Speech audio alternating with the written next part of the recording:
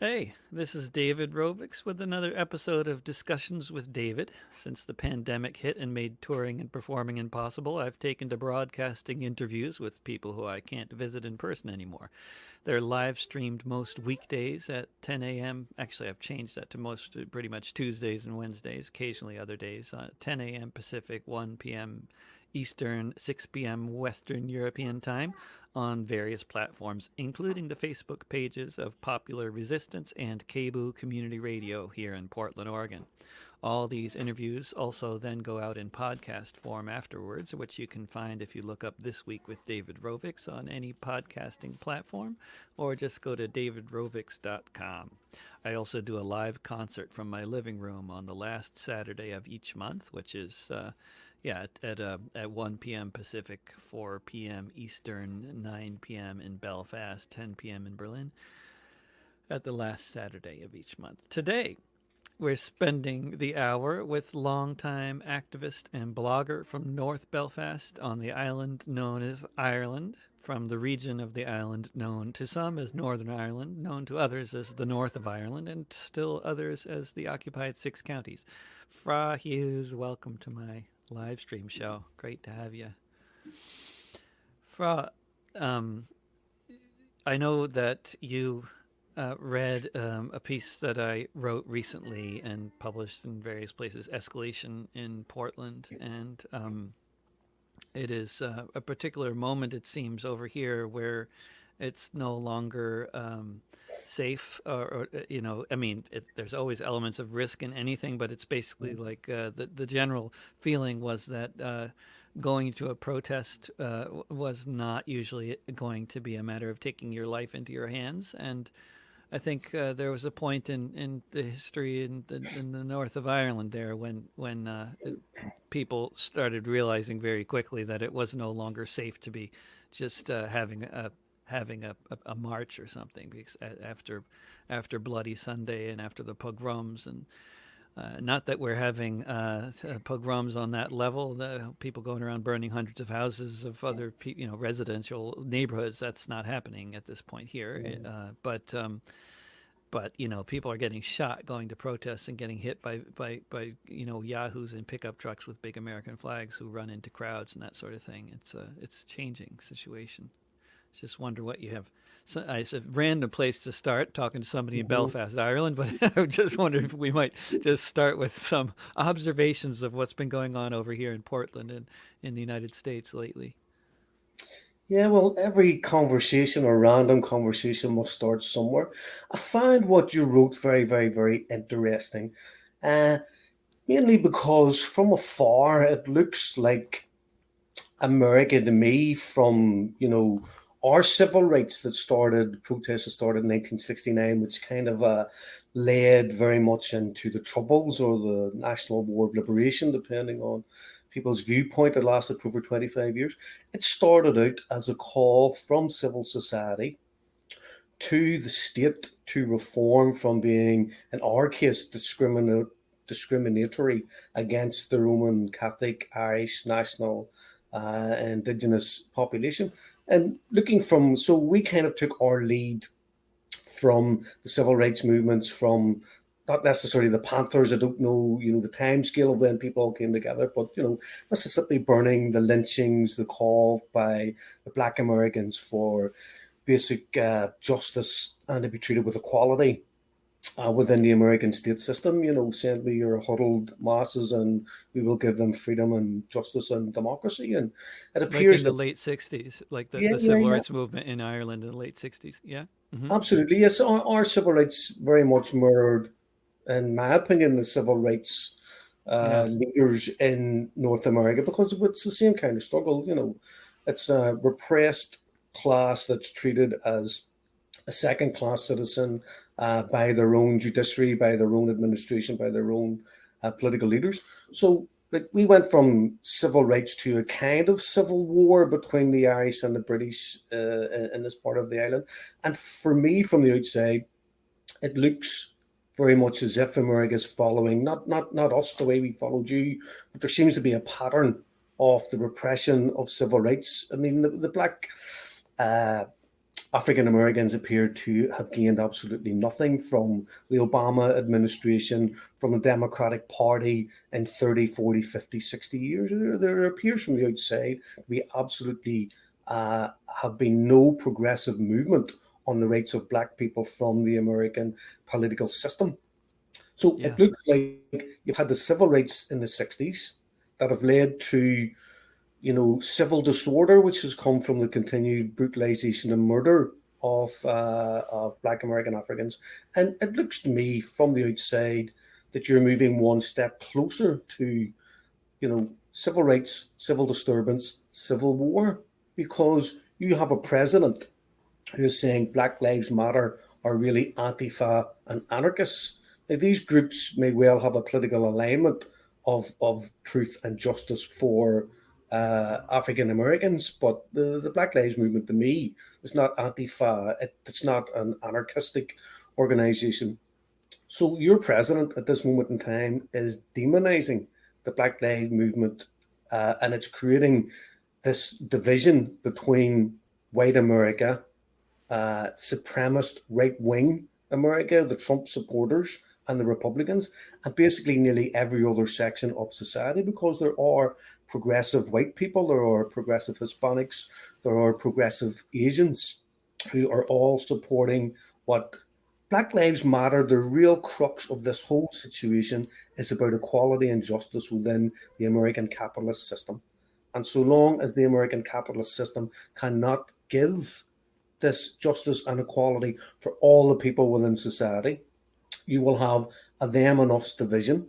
And to me, it's not just America. We now have the Irish Freedom Party, which Mm-hmm. is a right wing, like English Defence League, Tommy Robinson type right wing fascist grouping, using the COVID-19 as a cover for how the government is, taking away our rights as individuals. I mean, And that's is they this on were both sides of the border there in Ireland? Because I mean, I always have said that in the Republic, at least, it's the only place in Europe that doesn't have an organized right wing. I yes, mean, in terms of far right. it may, yeah, yeah. It depends on your definition of far right. I mean, there's far right.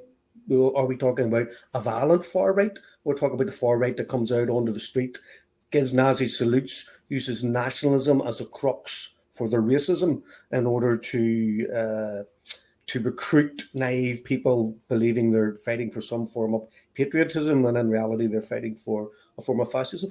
We in our history, after the War of Independence, we had a civil war between the Republicans, who wanted to continue the struggle and liberation for Irish liberation from British military occupation. For But the entirety of the island, as opposed to just for 26 counties back in 1921. Yeah. exactly, yes. With the partition of the country, we had pro partition Republicans and anti partition Republicans. And some of them were led by Owen Duffy. These would be the people who were in favour of a temporary partitioning of Ireland, but they went off to fight with the fascists in Spain. I mean, Christy Moore sings the song, the International Brigade song. Uh, and part of the lyrics are, the bishops bless the blue shirts in Dunleary as they sail under the swastika of Spain. So Yeah. we have had fascist connections, the same as there was when you had Oswald in Britain, you had Owen Duffy in Ireland. And I saw on social media over the weekend that there was another anti-mask protest in Mm. London, Mm. and someone unfurled the British, what was it? It was the British fascist flag that Mosley had used. And it's a flag, and in the center, there's like, the symbol for the SS, the two symbols Right. side by Yeah. side. This was one symbol. It was the British National Party or something. And apparently, it hasn't been seen in public for like, 70 years or 80 years or longer.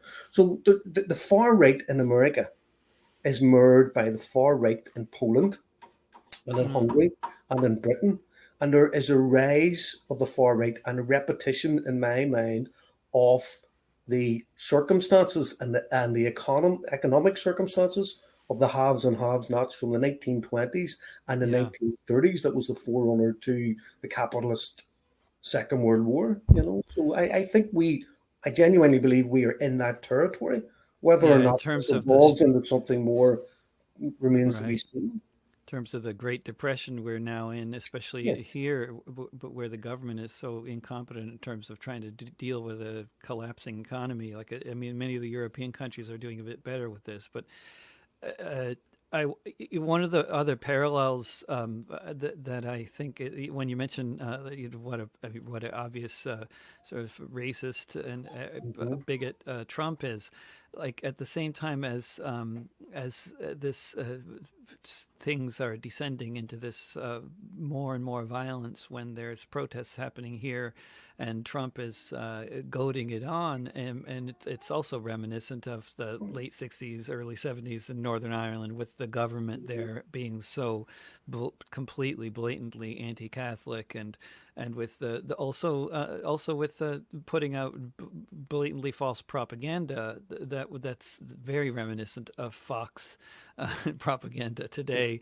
That's just totally irrational vilification, and the stuff that goes out on Twitter. I mean, there's still, I mean, the capacity for people to put out fake news that then gets Hmm. picked up by all kinds of crazy folks on on the streets who believe this stuff like this.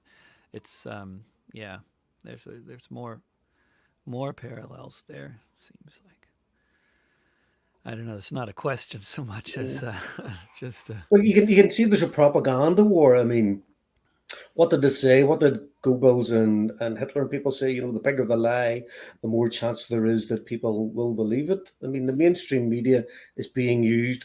The mainstream media has probably always been used to create consensus for what the government wants to do. So whatever the government wants to do, they go through the media, plant their stories in order to control the public narrative. But I do feel that probably in the last 20 years, society here in Ireland has moved very much to the right. It has become, first it moved into the centre, but the centre itself has actually moved to the right.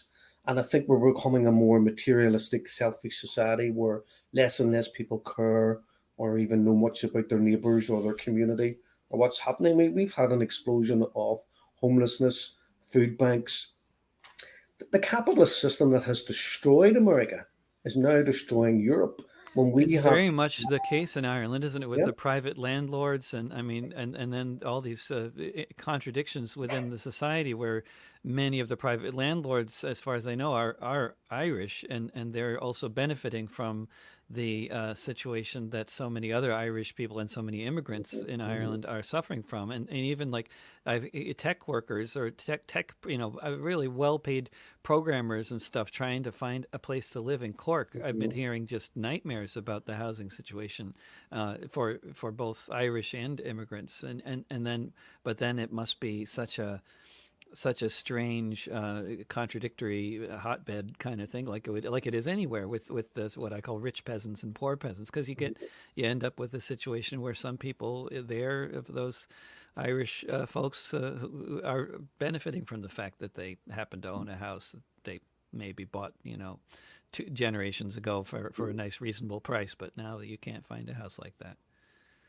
Very, very familiar to hear. mhm, And that must be, I mean, I would imagine it's only a matter of time before a lot of people just are looking for answers that, I mean, obviously a lot of people are looking for answers on the left, and Sinn Féin has just done better in the Republican than they've done in decades, right, in yes, terms yes, of yes. electoral politics. But at the same time, I'm not at all surprised to hear about a growing right wing, and I've heard some other things about this too. But and it's not surprising when you have so many people who can barely afford to live. Some of them are going to look at immigrants as the problem, and I thought maybe Irish people were somehow immune to doing that, but of Special. course they're not.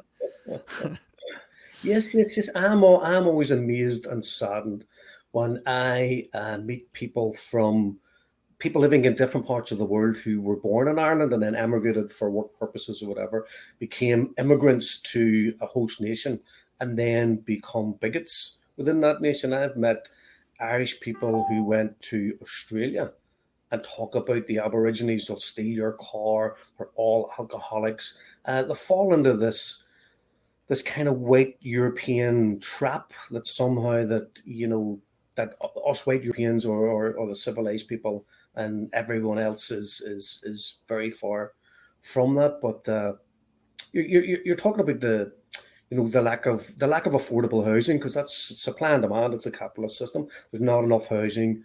Demand increases, and therefore the price reflects that. I've always felt that you're 100% correct that landlords are exploiting this portion of the public concern around housing. But surely, it's the state must build affordable housing or place rent caps on the private landlords. The state Yeah. can't just say, we don't have the money, or we don't have the political power, or we do not intend to build public housing. So if if you're holding down two jobs in order to survive, you will never be in a position where you can go to a bank and get a mortgage and buy a property. And here, mortgages are always cheaper than rent. So if you can afford $600 a month rent, your mortgage will be $400. But if you don't have the 10% deposit, you don't have the secure employment, you don't have a good credit history, you'll never get it. And basically, the state, through abandoning the process of building public housing, is condemning people who cannot afford their own home to rent in perpetuity. And so long as that's the case, the private landlord will step into this gap in the market and they will exploit the situation because they're trying to make as much money as they can. So I've always felt, outside of building proper housing for its citizens, rent cap must be the way forward for affordable Yeah. housing, so that people aren't just surviving, but people have somewhere to live and a quality of life that's being denied by the system. And just all the ills that we see, to my mind, are a reflection of a failure of the political will to tackle the inequalities in society, because they just don't care, man. They're too busy, you know, courting the lobbyists, getting finance, getting sponsors for their campaigns, taking brown envelopes and filling their boots with public money. And just on the very last thing, on the rise of fascism across Europe, we all know now, what they do is they say it's the immigrants who take the houses, it's the immigrants who take the school places, it's the immigrants who come along and have emergency operations and large families and whatever. They're the reason why your daughter can't get a house, your child can't get a place in the school. Like, we know all this is untrue, and it's a tool that's used by the right to create a false enemy and a false fear. But I believe that there are financial backers now for some of these people who are fronting these organizations, the people who are prepared to take out the video, to go to the courthouse, to get arrested, to become a victim, to say that the state is victimizing them because of their views. People like Tommy Robinson have a lot of money and they have, excuse me, expensive private houses. Tommy Robinson isn't living in a council flat in London. I mean, the This is guy's a far right leader in England. Yeah. yeah, absolutely. Yes. He's been in several parties. He claimed to have been on holiday recently in Spain, and someone approached him and kind of harassed him, called him out for being a racist when he was with his family. And now he says he feels so harassed, he thinks he might go and live in Spain. And this is the man who refuses to let refugees come from Iraq or Syria or Yemen Yeah. to Britain for safe refuge from a war torn society, but who himself claims victimhood and says he might have to go and live in Spain. The irony that he would become an immigrant and go and live in Spain is obviously lost on him. But I feel it's not just people sitting in a room going, we have to do something to defend the patriotic nationalism of our country. I think this is driven much like the protests in Belarus and Minsk and the protests you had in the Ukraine and all the color revolutions. People are taking domestic political upheaval and using it for their own imperialist, right wing, pro corporation agendas where, they divide the people in order to steal the wealth.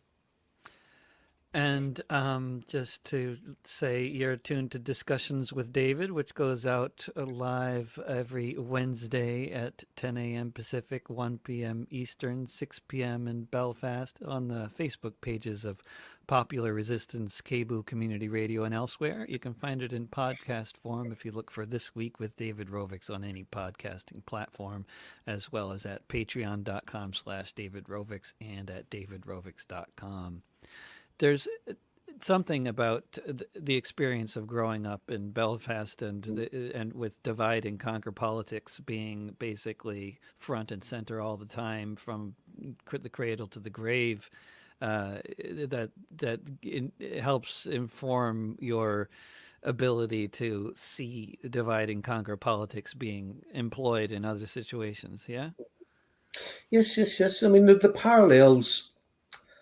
I could have been born as an African American, and I think I would have lived a similar type life. Actually, I probably have a better life than a lot of African Americans, to be fair, because of the repression that they suffer from day and daily.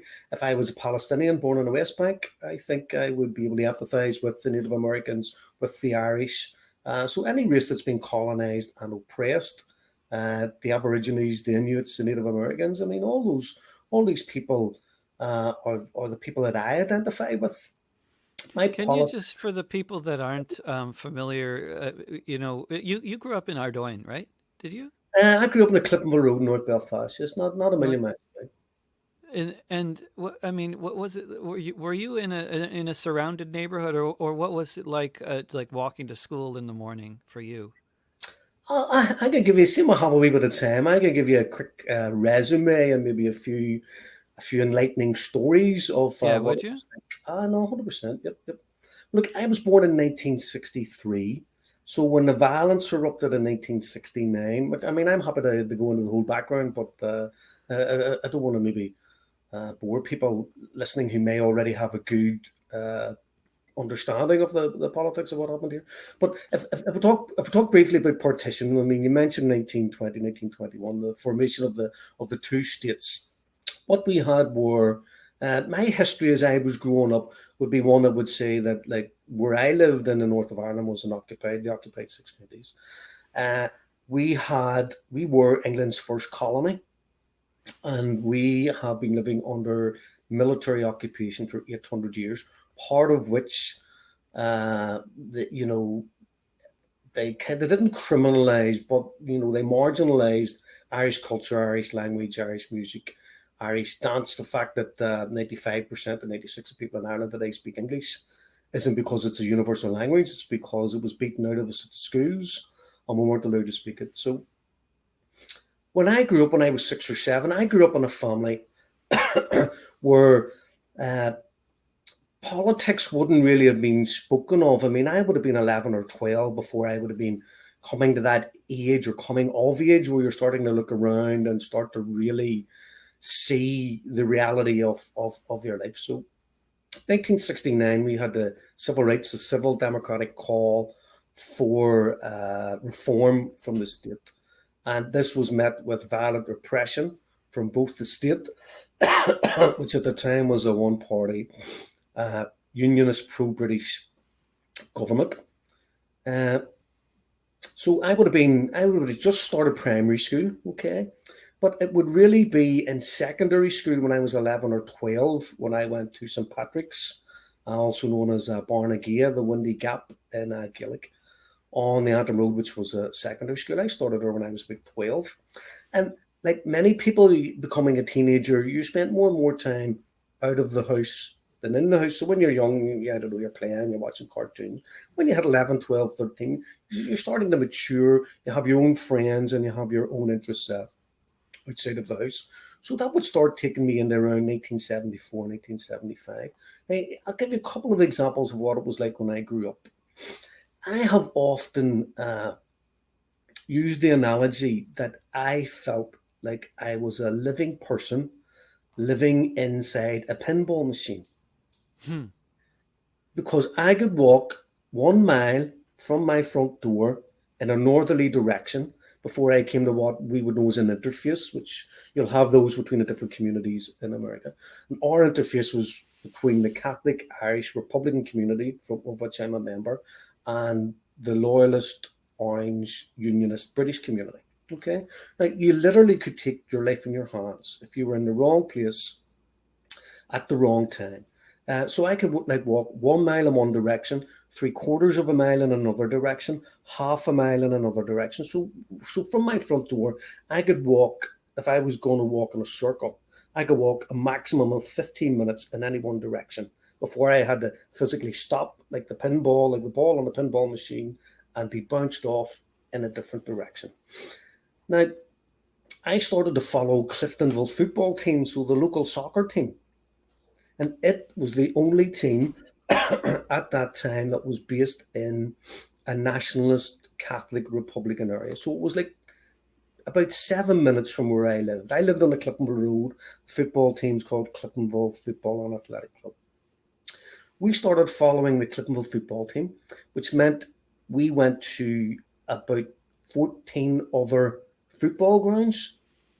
Every one of those other football grounds, including our local derby against Crusaders, was in a pro British area.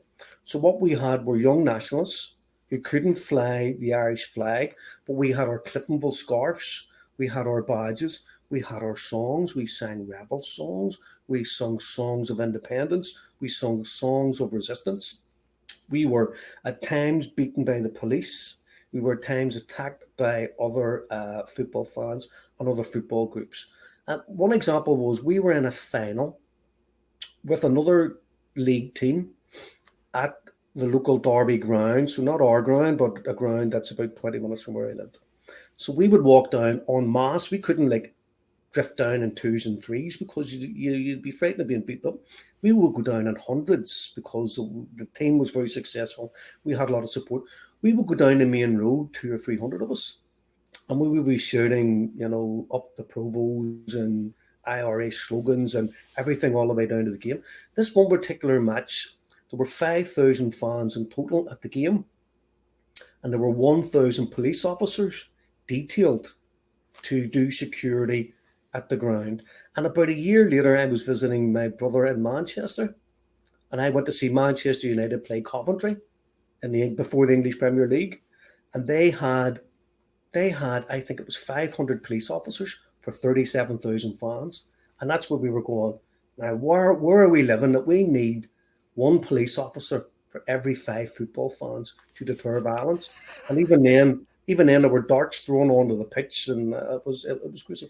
So, as a young nationalist, following one particular football team that identified who I was, the scarf in itself was an indication of your politics, never mind your religion.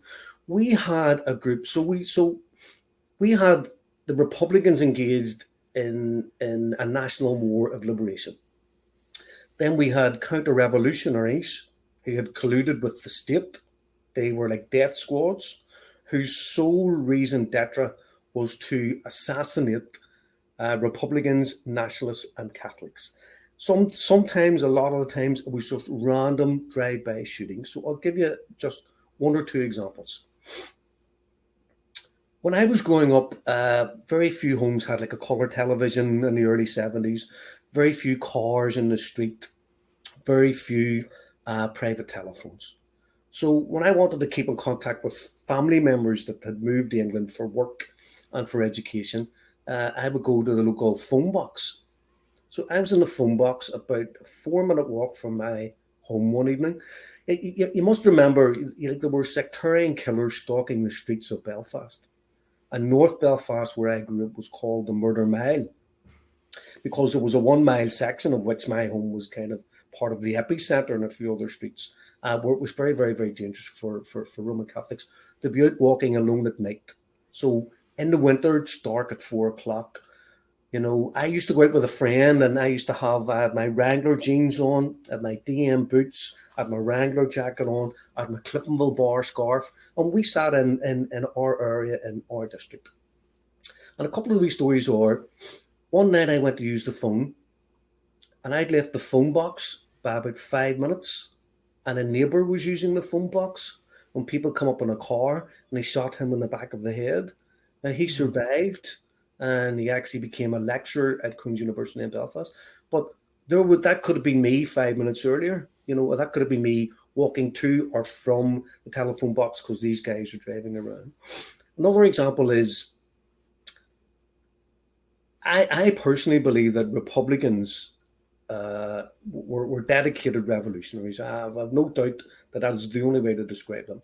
But the counter revolutionaries, as in so many conflicts, are sometimes just armed thugs, not very well educated, working on behalf of the state, full of this nationalist patriotism. Uh, it's very difficult to know what they're in favour of, but very easy to know what they're against. So if you're for United Ireland, they're against United Ireland. If you're for inclusive society, they're against inclusive society. So these counter-revolutionary gangs. And if you're for Palestine, they're for Israel, which is also a very interesting contradiction I want to talk about in a while. But yeah, 100%, yes, yes, yes. Because all, yeah, because all the parallels are there. Well, Israel's a colonial settler state, and these people here I'm referring to are colonial settlers yeah, from 400 years ago. yeah. So, so there was a horrendous group of brutal people called the Shankill Butchers. I think they murdered a total of 19 people in a space of, I'm not a historian, I'm going to say maybe 6 years. Now, their MO was to travel about by car, usually a black taxi, like a black hackney cab, and they would lift some random stranger off the street, a Catholic, because you you denote people's religion and possibly their politics from where they live, because we lived in a very segregated area. So if this happened to a black person, you say it's racist straight away. This is a group of four white men attacking and murdering a black person. I'm white. I've got blue eyes. I speak English. I have a Belfast accent. You don't know my politics. You know nothing about me because I look exactly like my Protestant, pro-British unionist neighbour. But because of the demarcation of the violence and people lived in segregated areas, you knew from the area you were in traveling through who lived there. So a friend and I were sitting. I lived near a park. It was called the Waterworks. At the bottom of my street, there's a park. The park might go a mile this way, and maybe a quarter of a mile this way, and then a mile again. So it's kind of a square shape. And we used to go down onto the main road because that's the only place where you'd see people, cars driving about, people on the bus, people coming home from work. So I am maybe 15 years of age in, say, 1978. And I have on my uniform, as I said, the Wranglers and the DMs and a football scarf. And I'm sitting on a wall of a shop which is closed because a lot of people at a certain time in the evening, you would just suddenly notice, David, where'd everybody go? There's Mm, people going to the shops, people traveling back from work, people going to visit friends and family, maybe nipping to the bar or the off license or a convenience store. And then all of a sudden you look around and you go, ooh, where is everybody? It's a bit eerie. It's a bit, maybe we're out too late. There was no curfew, but we all had our own personal curfew at a time that we thought, right, it's not safe to be in the streets. So we were sitting on the windowsill, myself and my friend, and a car passed and they shouted up the UVF. Now that's the Ulster Volunteer Force. So like I'm 15. I walked out onto the road and I shouted up Provost as I drove down the road, you see. Now the yikes. car had no lights on, but I stood, so I had moved from the footpath onto the road and I was watching the car continue to traverse down the road. And then I saw the no indicators that I was turning left or right, but I saw the brake lights come on. Because I lived in the area, I said to my friend, they're turning up the Aya Street. So we have the park here. What do we see? The park's here, and we're on the main road. And the car going down and was turning and was going to come up parallel. It was basically going to do a U-turn, not on the main road, but go up a side street and come back around. So I said to my friend, I said, I think they're coming back. We better go here. So we walked down the Antrim Road about, say, 20 metres and turned right into Brookvale Avenue. And as we turned right into Brookvale Avenue, the car came along Brook Hill Avenue at the junction.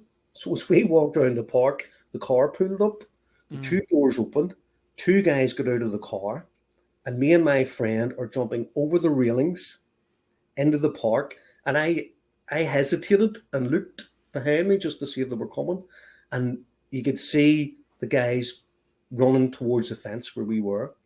We started running in the park and we looked over his shoulder and I could see the silhouette of these two guys up on top of the fence, ready to come Mm. into the park after us.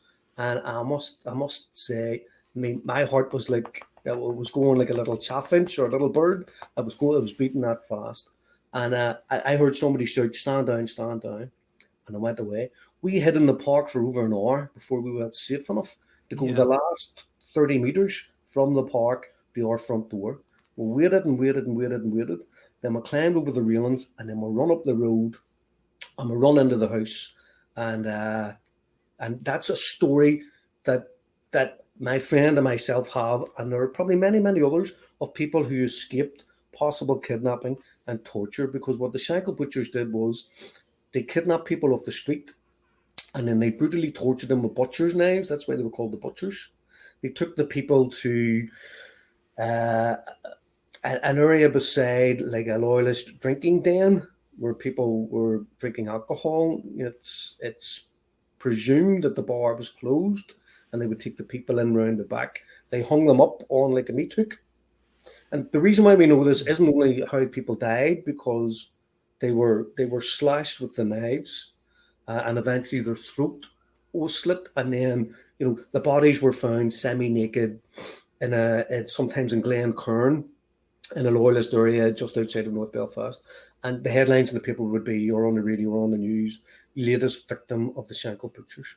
But the very last guy that they had, they must have thought he was dead whenever they cut his throat. I'm hoping this isn't too graphic, but instead of holding his head up, his head was down. So they didn't actually sever the arteries. So when they dumped his body, he was found. Mm. And the police said that he died, and they were able to put him, after some hospitalization, in a car and drove him up the Shankill Road. And because these people, like serial killers, had intended killing him, they never wore any masks, and he was able to identify the killers. Mm. Went to jail for something like 906 years in total, and they were all released under the Good Friday Agreement. So Mm. there's two short cameos of one person living in North Belfast in an area that would have been where I lived, or over 800. There's something like 3,200, I think, victims of the Troubles, and maybe and thousands more injured. So there's the number who died and the number who were injured. Uh, and I believe over 800 of them died within 1 square mile of my front door. That would have been the police, British Army, Republicans, ordinary Catholic nationalists, some loyalists. So You'd there's a cameo say that for again? How close to your front door? no within one mile of my front door. About uh, 800 of them, of About, those about 3,000. 800 of the fatalities, yes. Yeah, Most of the, I yeah, mean, the that's worst years were 72 to 78. That's when the things would have been at their height, when we had Bloody Friday and different things. when you were a secondary school student, Yep. middle school and high school, or I would was be told there here. was a Republican who was convicted in Britain and was put in a British jail, and his name was Frank Stagg. He was a hunger striker. And I think he died in 1970, 74 or 76. I was in school, and we actually tried en masse, school pupils, to break out of the school because we wanted to go down. And today you would say show solidarity with the family, but then we wanted to go down and riot with the British Army. We wanted to go down and show our displeasure towards the state at how it was treating our people when he died in, it might have been Brixton Prison, I'm not 100% sure. But when he died, we all tried to en masse leave the school, and the teachers had their straps and they were all lined up at the school gates trying to prevent this kids scurrying under their legs and under their arms and over the fences to get out. So we would have there's a lot of history here, Hmm. It's not necessarily good history. No one should ever have to fight for their freedom and for their liberty. But an oppressor never wakes up one morning, has a cup of coffee, and says, "Hey, you know what? We should give these people back their freedom." And the black African Americans will never get equality. Uh, I don't think they'll ever get it in America. To be fair and to be honest, as an outsider, I think they have to. I think they not only have to fight for it. I can't understand. You have the same duopoly in politics that we have. You have two parties that ostensibly claim left and right politics, or one's liberal. Ostensibly, right? One's, Yeah, yeah, but they're exactly. both. Yeah, It's a facade. yeah. It's a mirage. It's not true. You have two parties that are both extremely Although, right wing and corporate driven. speaking of that, would you say in your circles in Belfast was Jeremy Corbyn's candidacy or potential? I guess he was the leader of the Labour Party for a while, and I know that the Labour Party isn't necessarily popular among the sorts of folks who would vote for Labour in Belfast are probably voting for Sinn Féin, right? Mm. But was Corbyn a phenomenon there, a hopeful sign at all? I met Jeremy Corbyn and I got the obligatory selfie with him. I Of used to have course. it I used to have it as my picture on the Facebook. I met him at a festival in West Belfast before he became leader of the Labour Party. Look, I'm a socialist. I believe that we should have a fair distribution of wealth within society. I don't believe anyone should not have free education, free healthcare, free housing if it's possible. There's enough wealth in the world to allow all these things to come about. So, on a personal level, I would have been a very, very, very big fan of Jeremy Corbyn's policies. And the policies that he put forward when he did become the leader of the Labour Party was the perfect antidote to neoliberal austerity. Whenever the government is taking money away from public services, the antidote is to put money in the public services in order to create better conditions in the health service and for education and for housing and all the things we've touched upon. I'm on the left, okay?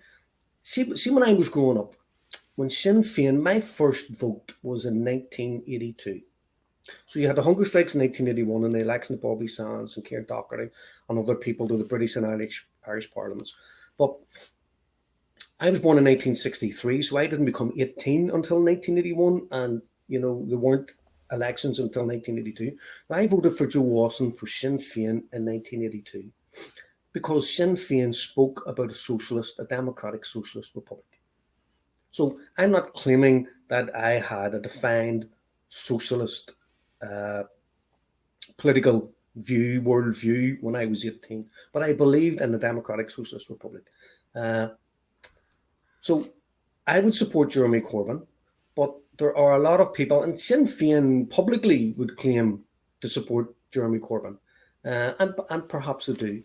But Sinn Féin have dropped the whole uh, idea of having a socialist republic in Ireland, north or south.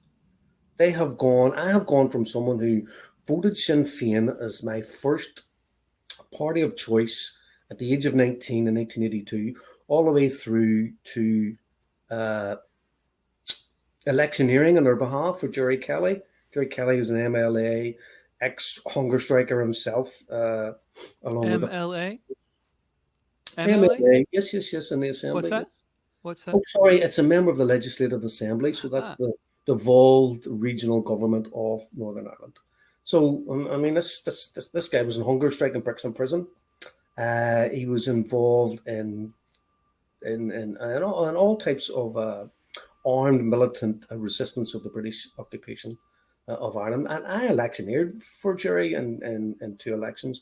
I electioneered in the councils on behalf of Sinn Féin. The closer I actually politically came or physically came to Sinn Féin, the more I realised that it's a nationalist party. It's a yeah. nationalist party that wants a republic, but it's not a socialist party. There may be Although it's running more on that platform in the Republic, on more socialist principles in terms of like housing, affordable housing, and that's why people seem to be voting for it in such large numbers, unprecedented sure. numbers in the Republic. Yeah, I mean Yes, it seems there is this weird divide between Republican the Sinn Féin in the Republic of Ireland and the Sinn Féin in the six counties. yes, But and when you were running for office, Fra, you were running for office as an independent recently, and when I was looking you up this morning online and just snooping around beyond your blog and looking at just what comes up when you look for you online, uh, you were running for office under these kinds of socialist, this kind of socialist platform against austerity and for housing and healthcare and this sort of thing.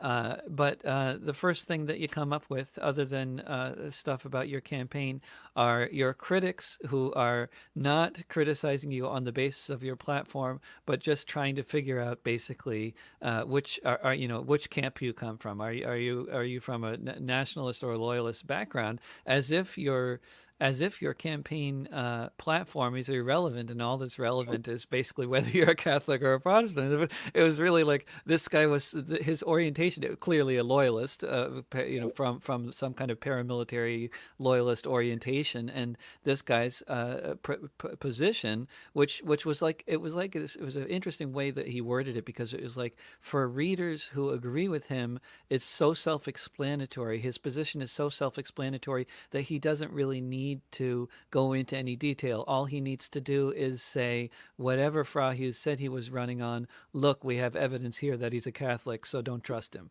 It's like, whoa, that was, yeah. There's an old joke. Maybe I shouldn't say it, but if I can remember it, I can. All doesn't matter.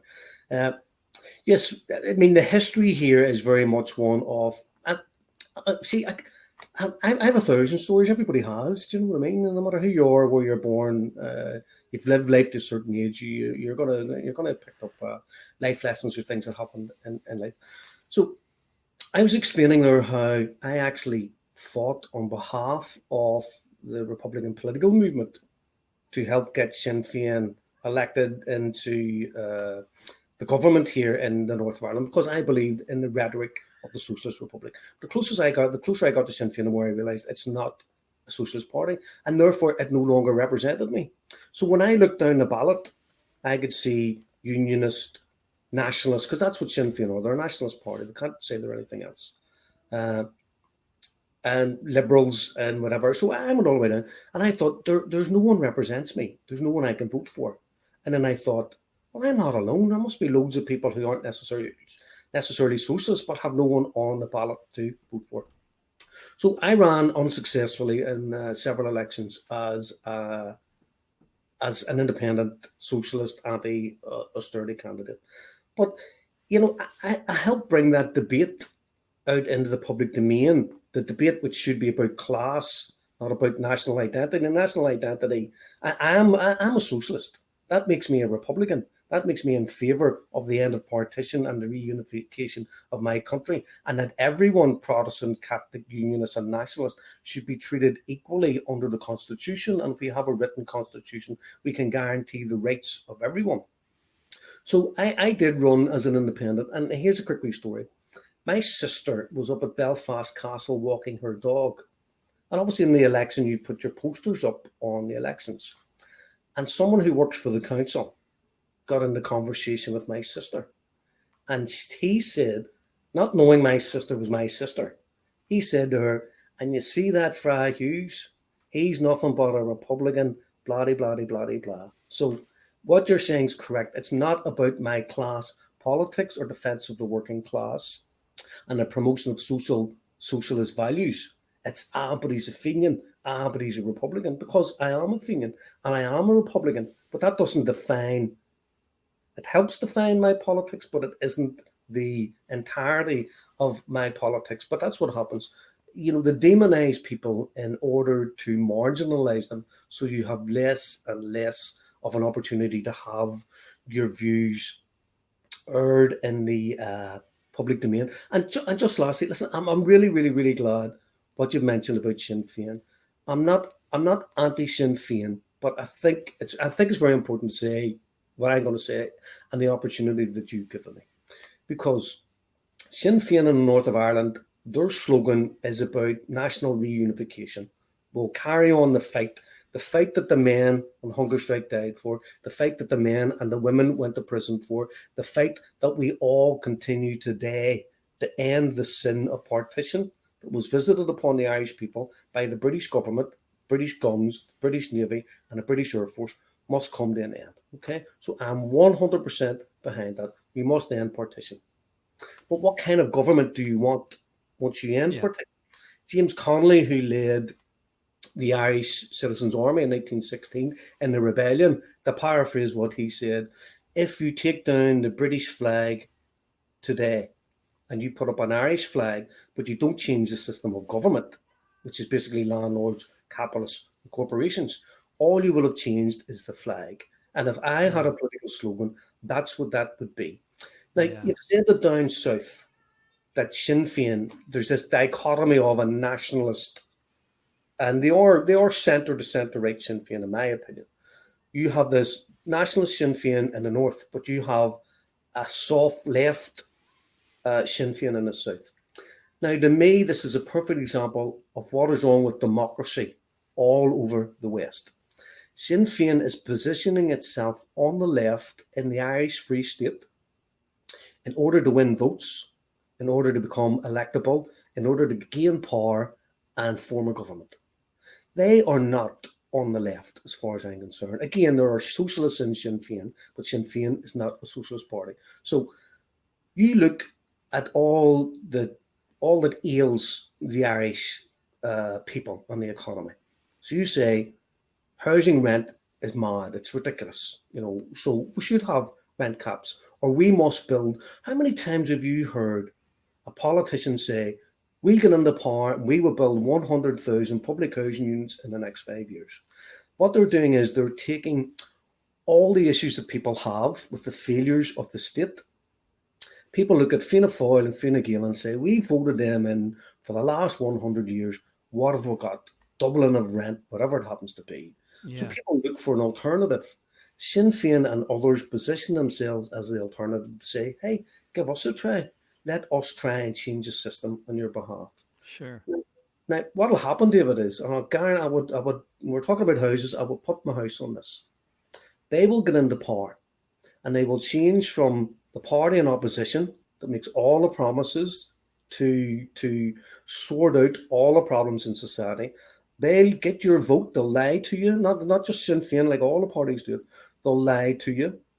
They'll deceive you, and they'll seduce you to get your vote. They'll get into power. Then I don't believe the system is reformable under any circumstances. I think the people who go in who say they will reform the system become part of the system. 20 years later, they are the very thing that they stood outside that parliament 20 years ago and said, we must have change. These people have failed us. We must get them out. I have no doubt if Sinn Féin got into power tomorrow, we will have no real noticeable difference in 5, 10, 15, or 20 years' time. They're not, they were a revolutionary military organization who are now a constitutional political party. And as such, there'll be no change because the system is irreformable. So we must smash the system and replace it with something that's in the interest of the people and not in the interest of the parties. And that's one thing I used to say to people on the door when I was electioneering. I said, when you vote for a party, the party will do what's in the interest of the party because that's what they do.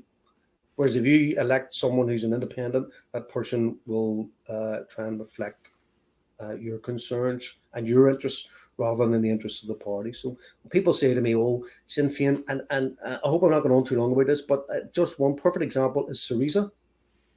Mm-hmm. Syriza In in Greece Greece. promised. I mean, they are a real leftist party as far as I'm concerned.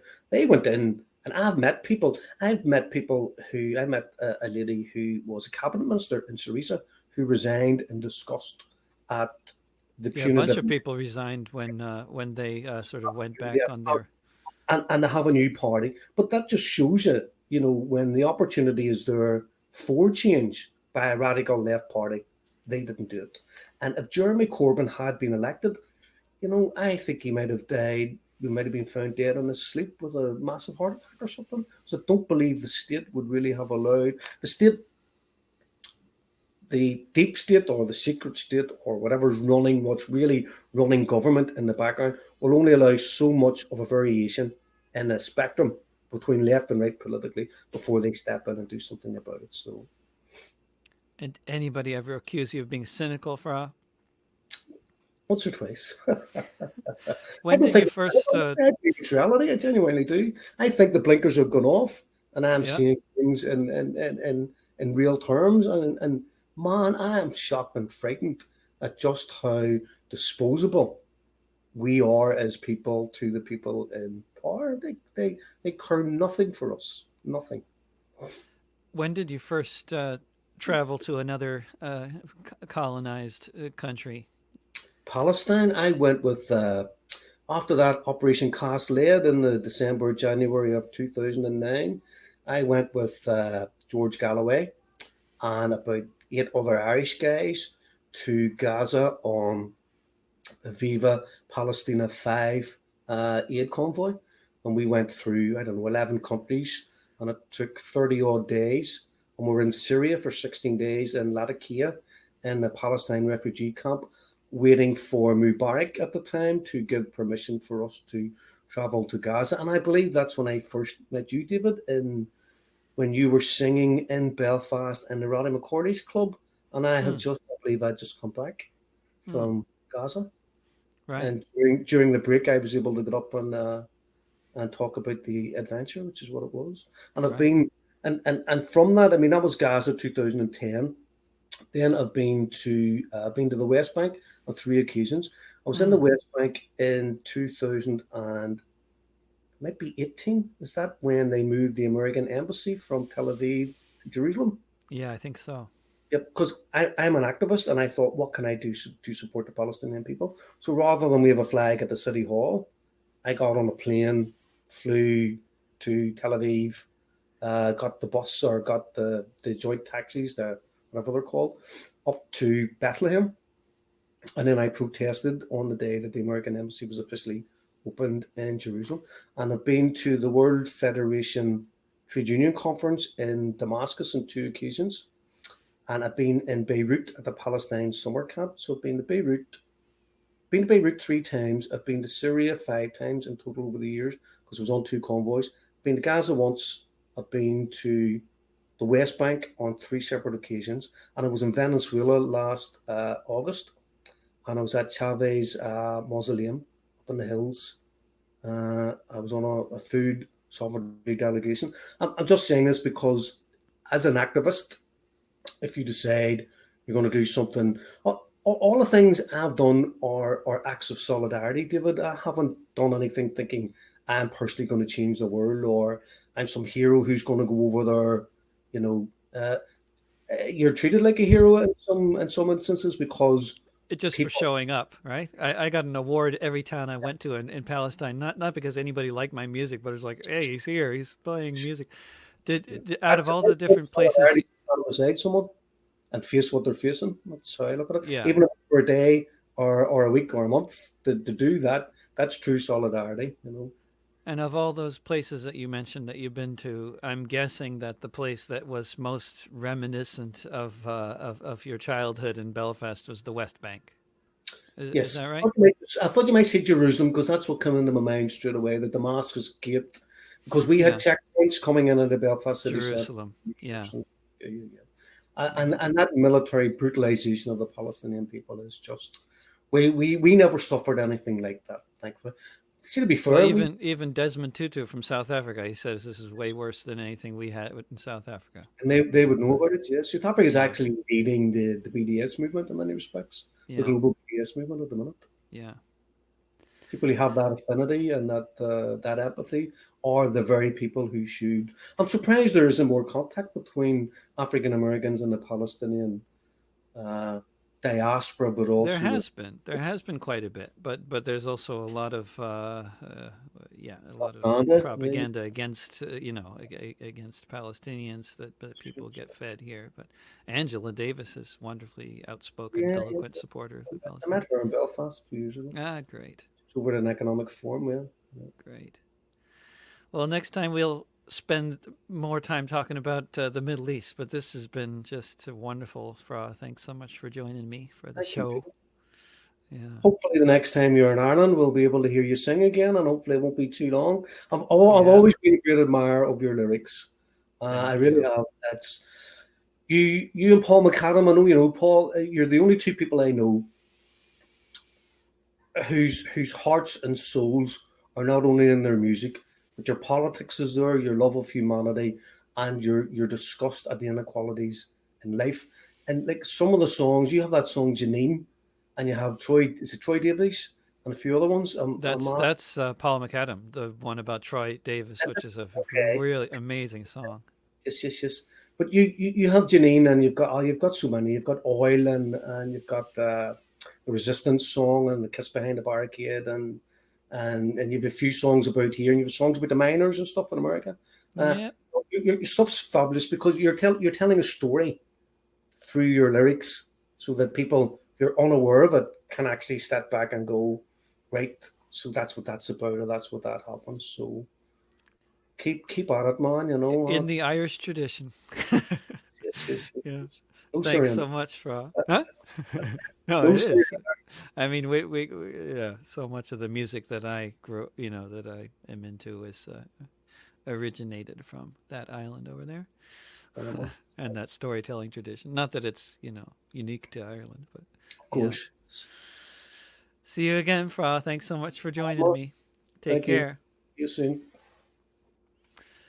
And thanks everybody for tuning in to this conversation with Fra Hughes. You can find all of these discussions archived in various places, including on my YouTube channel at youtube.com/drovix in the Discussions with David playlist. You'll also find them all in podcast form if you look for This Week with David Rovix on any podcasting platform, or just go to davidrovix.com or get the David Rovix mobile app. If you want to support my broadcasting efforts, you're most welcome to become a patron at patreon.com/davidrovix, where all these broadcasts are also available for anyone to download, along with some patron-only offerings as well. If you're in the Portland area, please go to artistsforrentcontrol.org and sign up to receive text notifications so you can be part of Portland emergency eviction response when the investment banks that own half this city start trying to evict so many of our neighbors. Remember, don't pay the rent. Don't be afraid of your neighbors. Mutual aid will get us through. Bye for now.